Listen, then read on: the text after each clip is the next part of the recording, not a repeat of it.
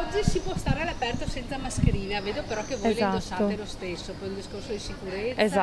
Esatto, sì. Non vi Perché fidate? comunque non ancora. Momentaneamente non siamo sicuri di toglierla e quindi le teniamo. Non ci siamo fidati, ma vediamo che siamo in buona compagnia perché ce ne sono tanti che la tengono. Non è che sia una cosa alla quale ci si abitua perché non è comoda, però io porto sia i guanti che la mascherina perché siccome non sono un'esperta, siccome ne sento tante, siccome ho visto amici morire, per cui penso che sia il caso, e siccome non ho una giovane età, per cui messe tutte queste cose insieme ritengo che sia giusto che noi ci salvaguardiamo da solo, vista che non ci pensa nessuno.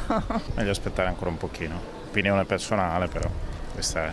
Preferisco così. Quando c'è tanta gente è meglio tenerla. È che siamo tanto vicini con delle persone, leva e metti leva. Meglio aspettare un po'. Se ieri si doveva necessariamente portare le mascherine, oggi perché no? È un po' caldo, ma insomma dai, si sopporta. Ancora la sto portando, sì, perché ci sono ancora delle raccomandazioni da seguire, però non vedo l'ora di toglierla. No, paura no, è un po' per rispetto forse per gli altri, no? Penso che sia giusto, corretto, si può camminare liberamente, poi sempre in tasca o tenuta qui. Con qualche accortezza e qualche, come si può dire, attenzione, si ritorna felici come un tempo. È giusto che sia così, che all'aperto si possa stare senza mascherina, poi nei luoghi chiusi bisogna essere previdenti, indossare la mascherina. È una liberazione, è proprio una liberazione, per fortuna direi. Penso che dobbiamo dare un po' più di fiducia.